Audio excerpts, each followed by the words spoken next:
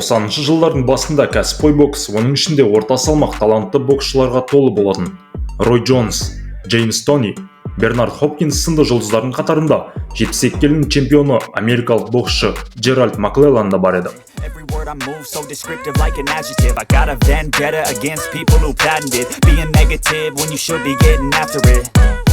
I got facts over tracks, this and that, spitting slow, spitting fast. Бүгін біз осы бір талантты әрі жас боксшыны мүгедектер арбасына таңылуға мәжбүр еткен жекпе-жек жайлы айтатын боламыз.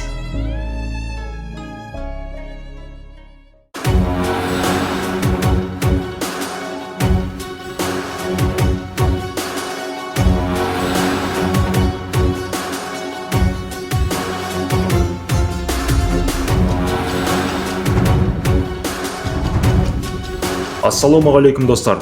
Әлемдік бокс жайлы қызықты ақпараттар беретін әлем боксинг арнасына қош келдіңіздер. Джеральд Маклеллан 1967 жылы ақш-тың Иллинойс штатында дүниеге келеді. Әуесқой бокста қарсылас шақ келтірмеген ол, тіпті Рой Джонсты да жеңген екен. Алайда тезірек кәсіпқой боксқа ауысуды қалап, олимпиададан бас тартады. Бірде 16 жасар Джеральд әйгілі бапкер Эммануэль Стюарттың бокс залында 80 жылдардың супер жұлдызы Томас Хернсті спарринг кезінде құлап қалмау үшін біраз тер төгуге мәжбүр етеді. Жас баладан болашақ бокс жұлдызы шығатындығын көрген Стюарт Маклелланды өз қанатының астына алады. Мінезі қиын Маклелланға бапкерлік еткен Стюарт өзі менеджер болып, оны кәсіпқой боксқа да алып келеді. Осы кезде кәсіпқой бокс есігінің кілті Дон Кингтің қолында болатын. Егер чемпион болғың келсе, онда Дон Кингтің промоутерлік компаниясына баруың керек. Осылайша талантты боксшыны қолына алған Дон Кинг бұл боксшыдан барынша көп ақша сығып қалу мақсатында алдымен бапкері әрі менеджері Эммануэль Стюарттан құтылмақ болады. Дон Кингтің үйіп төгіп берген уәдесіне мас болған Маклеллан бұл уақытта 72 келіден чемпион болатын. Сондықтан алдағы уақытта Стюарттың көмегі керек болмайды деп шешіп, оны қызметтен босатады. Оның Маклелланға сіңірген еңбегі мен жасаған жақсылықтарының барлығы ұмытылады. Дон Кинг бұл уақытта Маклелланға сол кезде жұлдыз атанып үлгерген Рой Джонспен жекпе-жек уәде етеді. Бірақ алдымен британиялық Найджел Бенді жеңіп, оның чемпиондық белдігін тартып алу керек. Сонда гонорар көп болады дейді ол. Джеральд әрине келіседі. Ол үшін тіпті Англияға барып, 1995 жылы 25 ақпанда 76 келіде WBC белдігінің иесі Найджел Бендмен жұдырықтасады. Найджел Бен бұл уақытта чемпиондық белдігін 6 рет қорғап үлгерген болатын. Әрі жергілікті жанкүйерлердің алдында ешқандай янки Британияға келіп мені жеңе алмайды деп мәлімдейді. Дегенмен жекпе-жек фавориті 31 жеңістің 29-ын нокаутпен жеңген Джеральд Маклеллан болатын. Найджел Бен америкалық боксшы үшін кезекті оңай қарсылас болу керек болады.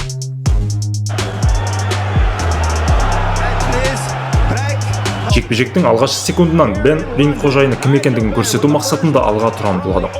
Бірақ онысы ұзаққа бармайды. Соққысы ауыр Маклеллан ринг қожайынын ринг шетіне ысырып, тіпті арқаннан асырып жібереді.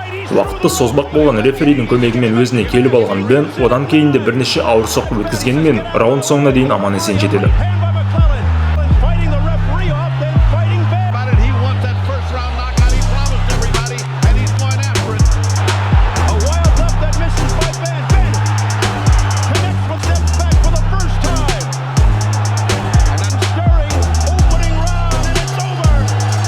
Жергілікті жанкүйерлердің алдында өліспей беріспеуге бел буған Бен екінші раундта алға ұмтылып, бірнеше соққы дарытып, прессингті тіпті күшейтеді.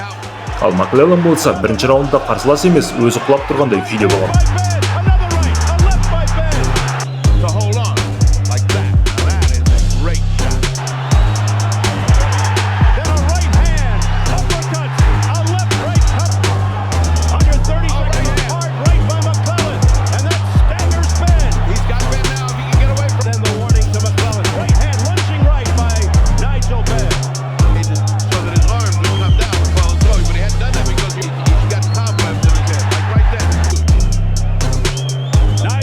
Бесінші раундта Маклелланның жағдайы нашарлай бастайды.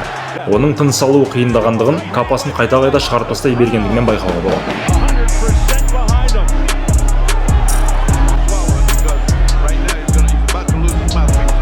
6-шы раундта америкалық боксшының қорғанысы да нашарлай бастайды. Қарсыласының соққыларына кейбір жағдайда тіпті назар да аудармайды.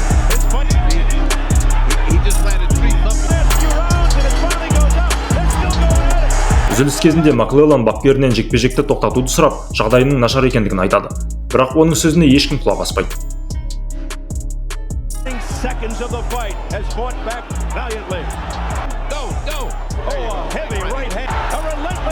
8-ші раундта Маклеллан бар күшін жинап шабуылға шығады. Бір ғана боксшының реакциясымен жүрген америкалықтың соққыларынан Бен арқанға ілініп құлап түседі. Онға дейін орнынан тұрып үлгерген қарсыласына қайта шабуылдауға Маклелланның шамасы жетпейді. 9-ші раундта қарсыласына соққымен секірген Беннің жұдырығы емес, басы Маклелланның бетіне тиеді. Онсыз да жағдайы ушығып тұрған Маклеллан бұрышқа барып, рефериге белгі берген соң тізерлеп отыра қалады. Дәрігер шақыртудың орнына рефери Маклелланды орнынан тұрғызып, қайтадан жұдырық тасуға белгі береді.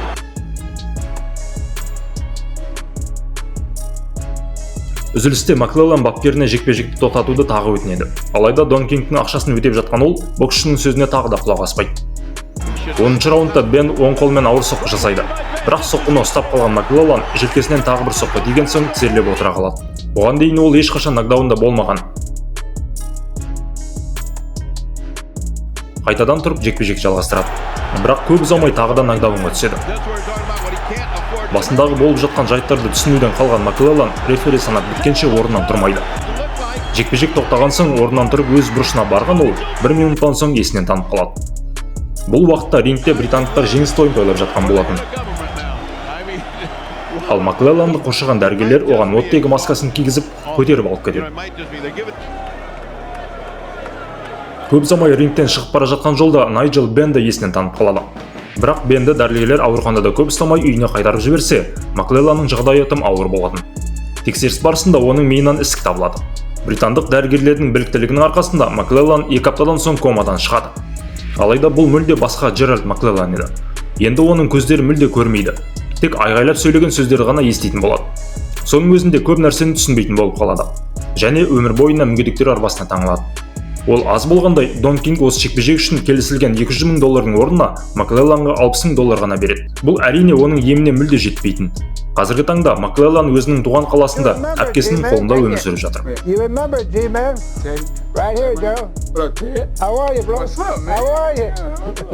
Осы жекпе-жектен соң Найджел Беннің соңынан осы оқиғадан хайп ұстап қалғысы келген журналистер қыр соңынан қалмайды.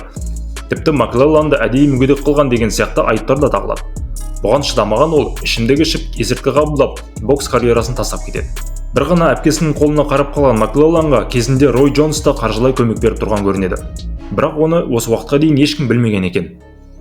2007 жылы Найджел Бен қайырымдылық кешін ұйымдастырып, одан жиналған $200,000 қаржыны Маклелланға берген.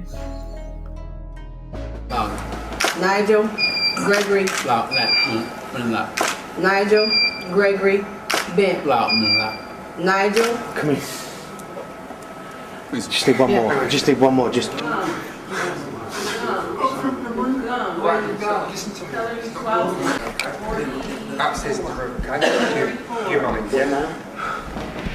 Міне достар, бокстың осындай көлеңкелі тұсы да бар. Сіздер қалай ойлайсыздар? Бұл жағдайға кім кінәлі? Комментарийға жаза отырыңыздар. Сіздермен болған Әлем боксының арнасы.